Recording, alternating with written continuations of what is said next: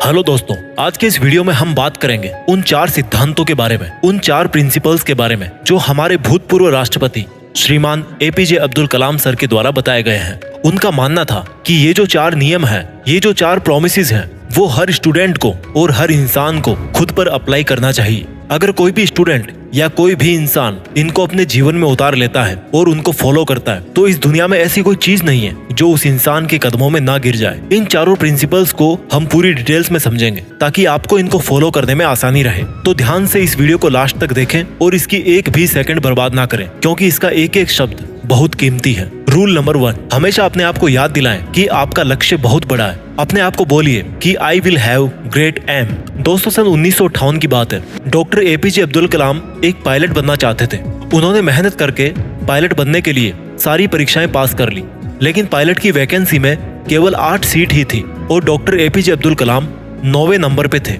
अब उनका सिलेक्शन केवल तभी हो सकता था जब उनके ऊपर के 8 कैंडिडेट्स में से या तो कोई अपनी वैकेंसी छोड़ दे या फिर मेडिकल में आउट हो जाए। लेकिन उनको इस बात का काफी डिसअपॉइंटमेंट हुआ कि उनका केवल एक रैंक की वजह से वो सिलेक्शन से आउट हो गए। लेकिन उन्होंने ये स्वीकार किया कि it was a disappointment for me but disappointment could not defeat me, यानी कि मैं निराश जरूर हुआ था लेकिन निराशा कभी मुझे हरा नहीं सकी। उन्होंने ठान लिया था कि भले ही पायलट बनके एयरक्राफ्ट ना उड़ा सकूं, लेकिन एक इंजीनियर बनके, एक साइंटिस्ट बनके मैं एयरक्राफ्ट जरूर बना सकता हूँ, मिसाइल बना सकता हूँ, रॉकेट बना सकता हूँ। और दोस्तों, ये तो किसी को नहीं पता कि अगर डॉक्टर एपीजे अब्दुल कलाम पायलट बनते तो वो कहाँ तक पहुँच पाते। लेकिन उन्होंने इस बात को जरूर साबित किया कि अगर वो पायलट नहीं बन पाए तो उन्होंने मिसाइल्स और रॉकेट जरूर बना दिए। और वो भले ही इंडियन एयरफोर्स के पायलट नहीं बन पाए, लेकिन राष्ट्रपति जरूर बने, जो कि तीनों सेनाओं के कमांडर इन चीफ होते हैं। और तीनों सेनाओं में आर्मी, नेवी और एयरफोर्स भी होती है। दोस्तों, उनका कहा गया रूल नंबर 1 कि हमेशा अपने आप को बोलिए कि I will have great aim, मैं अपना लक्ष्य ऊंचा रखूंगा। ये प्रॉमिस हमेशा अपने आप को याद दिलाते रहें। रूल नंबर 2, दोस्तों, रूल नंबर 1 के बाद में बात करते हैं रूल नंबर 2 की। रूल नंबर 2 है हमेशा अपने आप से बोलिए कि I will continuously acquire knowledge, यानी कि मैं हमेशा लगातार ज्ञान हासिल करता रहूंगा। दोस्तों, अब उनके इस दूसरे रूल को हम उन्हीं की जीवनी से समझते हैं। डॉक्टर एपीजे अब्दुल कलाम को मिसाइल मैन के नाम से भी जाना जाता है। वो एक इंजीनियर थे, एक वैज्ञानिक थे। उन्होंने बहुत सारे मिशंस को लीड किया और सक्सेसफुल भी रहे। उन्होंने पद्म भूषण, पद्म विभूषण और भारत रत्न जैसे हाईएस्ट सिविलियन अवार्ड जीते। वो भारत के 11वें राष्ट्रपति भी बने। लेकिन इसके बावजूद भी उन्होंने ये माना कि वो अपने आप को एक टीचर समझते हैं, वो अपने आप को एक अध्यापक समझते हैं। और उनको सबसे ज्यादा खुशी तब मिलती है जब उनका कोई स्टूडेंट PhD पूरी कर लेता है। यानी कि उनकी लाइफ में अगर सबसे ज्यादा जरूरी कोई चीज थी तो वो थी एजुकेशन, नॉलेज।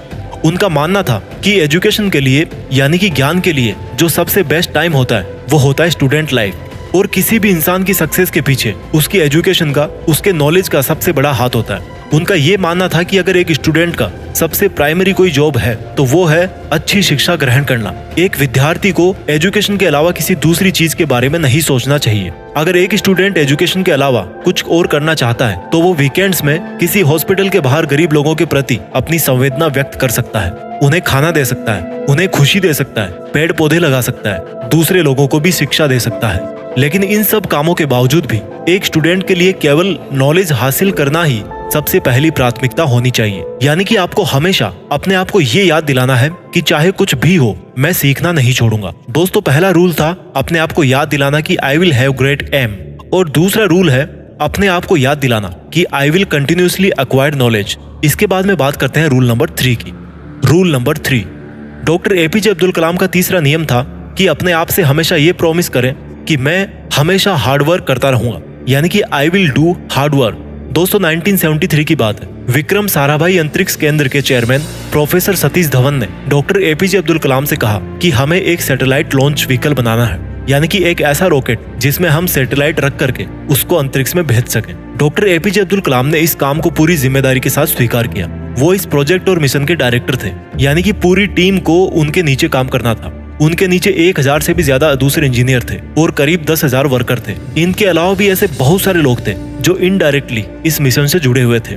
इतनी बड़ी टीम को 6 साल का वक्त लगा प्रोजेक्ट शुरू करने से लेकर लॉन्च के दिन तक। 17 अगस्त 1979 इस तारीख को सैटेलाइट लॉन्चर का टेस्ट होना था। लॉन्च के 8 मिनट पहले सारा कंट्रोल कंप्यूटर के हाथों में दे दिया गया, लेकिन उसी वक्त एक चेतावनी आई कि लॉन्चिंग में कुछ दिक्कत है। लॉन्च के ठीक 4 मिनट पहले ये डायग्नोस किया गया कि लॉन्चर में कुछ लीक्स हैं। लेकिन उनके टीम के जो एक्सपर्ट थे उनकी ये राय थी कि लीक्स के बावजूद भी रॉकेट में इतना सफिशिएंट ऑक्सीडाइजर है कि वो अपना लॉन्च जारी रख सकते हैं। और मिशन लीडर होने की वजह से डॉक्टर कलाम को ये डिसीजन लेना पड़ा कि वो रॉकेट को लॉन्च करेंगे। लेकिन लॉन्च के कुछ मिनट्स बाद ही वो रॉकेट पृथ्वी की कक्षा में ना जाकर बंगाल की खाड़ी में जाकर गिर गया। 6 साल की मेहनत, हजारों लोगों के कई लाखों वर्किंग आवर्स, जनता का पैसा और मिशन फेल हो गया 2 मिनट में। लेकिन जैसा कि डॉक्टर एपीजे अब्दुल कलाम रूल नंबर 3 में बताते हैं कि हमेशा अपने आप को याद दिलाते रहें कि आप कड़ी मेहनत करते रहेंगे। ठीक उसी नियम का अनुसरण करके डॉक्टर कलाम ने अपनी टीम के साथ 1 साल और कड़ी मेहनत करी और प्रोजेक्ट के शुरू होने के 7 साल बाद आखिरकार उन्होंने साबित करके दिखाया कि कड़ी मेहनत आपकी असफलता को सफलता में बदल सकती है। यानी कि दोस्तों, हमेशा अपने आप से कहते रहें कि I will do hard work. 4 rules में से 3 रूल्स हमने समझ लिए। रूल नंबर 1 था हमेशा अपने आप से कहें कि I will have great aim. Rule number 2, हमेशा अपने आप को याद दिलाएं कि I will continuously acquire knowledge. और रूल नंबर 3 है I will do hard work. अब बात करते हैं रूल नंबर 4 की। रूल नंबर 4, दोस्तों, जो कहानी मैंने आपको रूल नंबर 3 में बताई, जिसमें 7 साल बाद जाकर मिशन सफल हुआ, वहीं से निकल के आता है रूल नंबर 4, यानी कि हमेशा अपने आप को ये याद दिलाते रहें कि आई विल प्रिजर्वेयर एंड सक्सीड। प्रिजर्वेयर का मतलब है लगातार काम करना, चाहे कितनी भी मुसीबत आए, कॉन्स्टेंटली आगे बढ़ते रहना, अपने शब्दों पे और अपने वचनों पे कायम रहना। किसी में इतनी हिम्मत ना हो कि आपके हौसलों को कम कर सके। हम में से ऐसे बहुत सारे लोग हैं जिनकी आंखों में कुछ सपना है, जो कुछ करना चाहते हैं, वो काम करना शुरू करते हैं अपने सपनों पर, लेकिन समय बीतने के साथ साथ उनकी विल पावर कम होती जाती है। दोस्तों, आपको किसी भी कीमत पे अपने हौसलों को नहीं टूटने देना है। डॉक्टर एपीजे अब्दुल कलाम का मानना था कि आप तब तक अपनी जिद मत छोड़िए जब तक आप अपने लक्ष्य तक नहीं पहुंच जाते। और आपका लक्ष्य है आपकी यूनिकनेस, आपका सबसे अलग होना, आपकी पहचान सबसे अलग होना। और आपके इस यूनिक बनने के सफर में आपकी मुसीबतों का सबसे अहम रोल होता है। अगर आपने अपनी मुसीबतों से डरना छोड़ दिया, उन पर से ध्यान हटाकर उनके हल के बारे में सोचना शुरू कर दिया और उस पर काम करना शुरू कर दिया, तो आप किसी ना किसी दिन इस दुनिया में सफल जरूर हो जाओगे। दोस्तों, इस वीडियो के लास्ट में मैं इन चारों रूल्स को रिवाइज कर देता हूँ। रूल नंबर 1, अपने आप को याद दिलाएं कि आपके पास में एक बहुत बड़ा सपना है। You must have a big dream.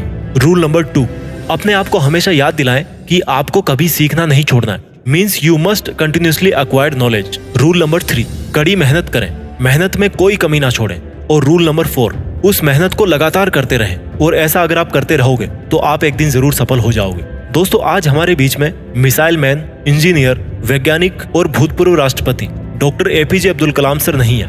जैसा कि उन्होंने बताया था कि वो अपने आप को एक अध्यापक ही समझते थे। उन्होंने अपनी आखिरी सांस भी Indian institute of management Shillong के स्टूडेंट्स को एक लेक्चर देते हुए ली, जिस लेक्चर का टॉपिक था creating a livable planet earth. वो 4000 वर्ड्स का उनका लेक्चर अनफिनिश्ड ही रहा। मानो उनका कहना ये था जाते जाते कि वापस फिर आऊंगा लौट के। लेकिन प्रकृति के नियम को कौन बदल सकता है। आइए आज हम एक शपथ लें कि जो रास्ता हमारे डॉक्टर एपीजे अब्दुल कलाम सर ने हमें दिखाया, उस पर हम लगातार आगे बढ़ते रहें और अपने वचनों पे कायम रहें और अनंत समय तक डॉक्टर एपीजे अब्दुल कलाम सर को हमारे खुद के अंदर जिंदा रखें और पूरी दुनिया को दिखा दें कि हिंदुस्तान से बेहतर कोई दूसरा देश नहीं हो सकता। अपने सपनों का पूरी रफ्तार के साथ पीछा करते रहिए और देश में खुद के साथ साथ दुनिया में देश का नाम भी कीजिए।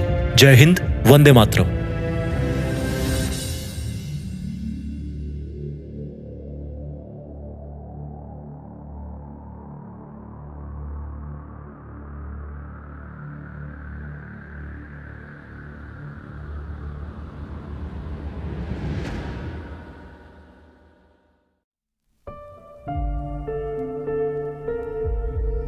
जीत फिक्स।